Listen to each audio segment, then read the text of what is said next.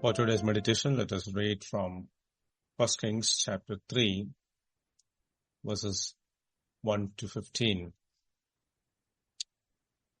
Solomon made a marriage alliance with Pharaoh, king of Egypt.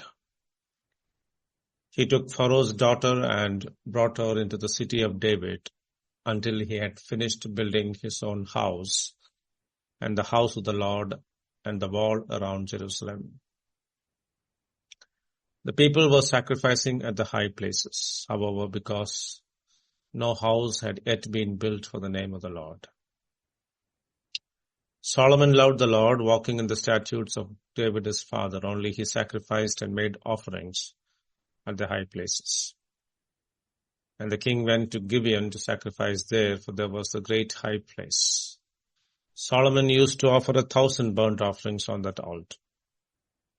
At Gibeon the Lord appeared to Solomon in a dream by night, and God said, "Ask what I shall give you."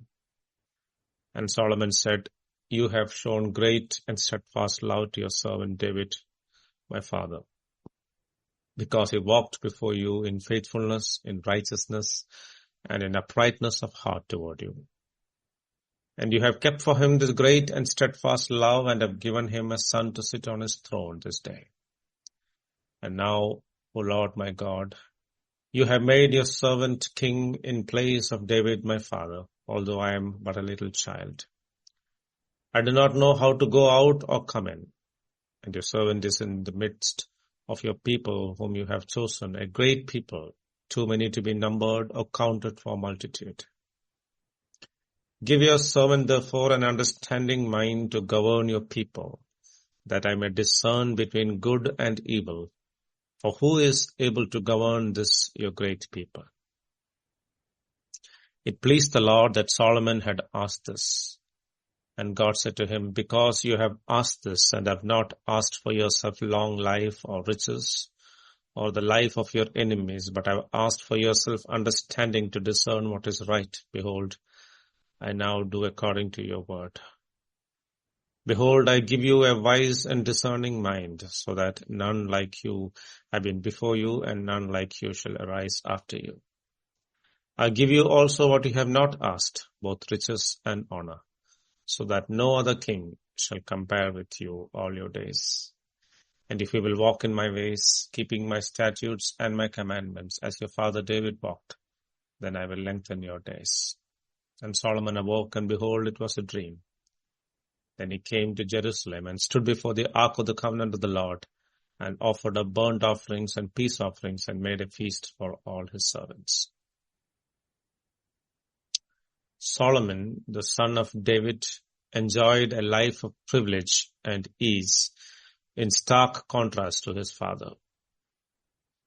While David faced immense hardships, including fleeing for his life before becoming king, Solomon grew up in the luxury and safety of the palace, shielded from such struggles. From birth, God's love for Solomon was evident, and there was a clear divine plan for his life. However, with such blessings come responsibilities. The more advantages we receive, the more vigilant we must be in walking according to the Lord's commands. Solomon's father David left him with a strong admonition.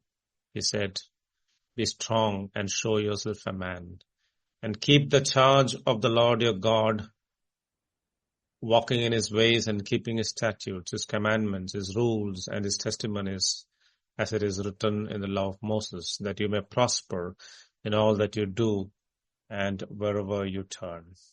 1 Kings chapter 2, verse 2 and 3. These words served as a reminder that prosperity would come not from privilege alone, but through obedience to God's ways. Despite this, Solomon's early reign reveals a potential pitfall. Like many kings of the time, he formed a political alliance through marriage with the daughter of Pharaoh, a practice that went against the laws given to Israel. Moses had specifically warned the Israelites not to marry foreign women, for fear that their hearts would be turned away from God. Deuteronomy chapter 7, verse 3 and 4. Much later, Nehemiah would express his outrage over the same issue, rebuking the people of Israel for following Solomon's example. In Nehemiah chapter 13, verses 25 to 27, he says, "Did not Solomon, king of Israel, sin by these things? Yet among many nations, there was no king like him who was beloved of his God. Nevertheless, pagan woman caused him to sin." This serves as a cautionary reminder that even the most beloved of God can stumble when they compromise their loyalty to him. Though Solomon loved the Lord and followed the statutes of his father David, he made offerings at high places, a practice God did not command. Offering sacrifices in such places was a pagan custom, yet Solomon, like many kings after him, fell into this habit.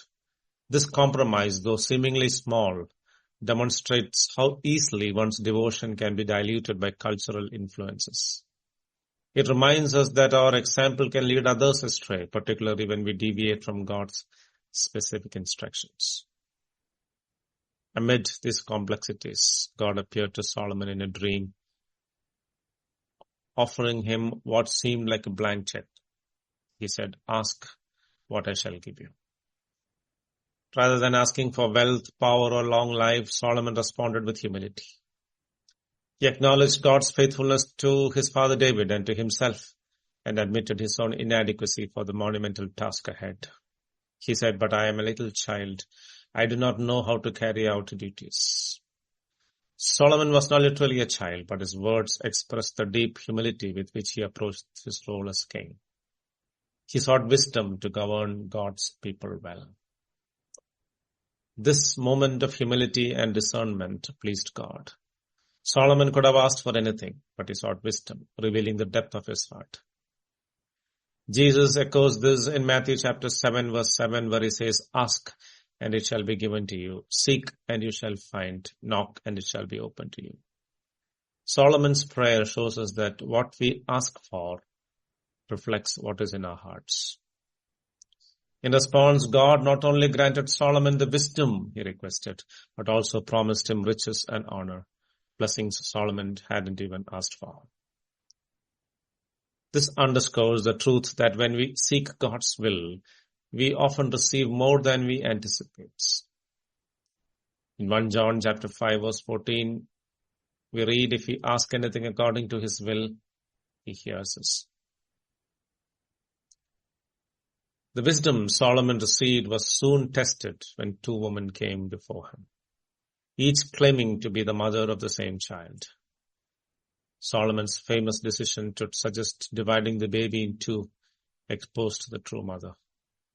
The real mother was willing to give up her claim to the child to save his life, showing that genuine love is willing to sacrifice.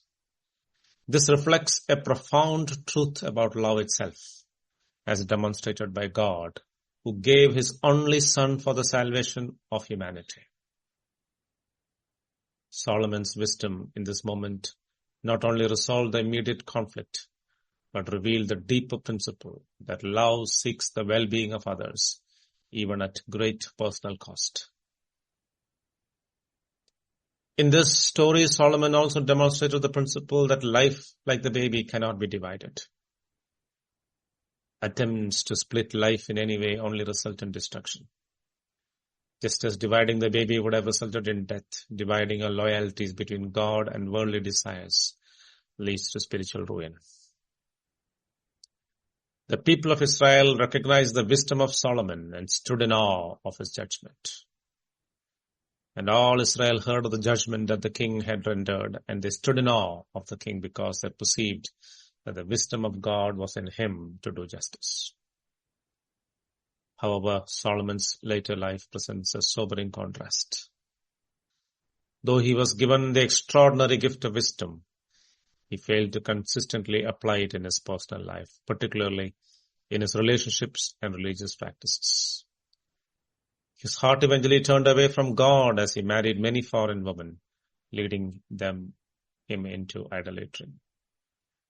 The life of Solomon teaches us that while wisdom is a precious gift, it must be coupled with a committed heart. It is not enough to know what is right. We must also walk in the ways of the Lord consistently. Solomon's early reign reveals the blessings that come from seeking God's will, but his later life warns us of the dangers of complacency and compromise. To finish well, like his father David, Solomon needed more than wisdom. He needed a heart wholly devoted to God. Let us learn from his life and commit our hearts to both seek and follow God's wisdom in all aspects of our lives. God bless.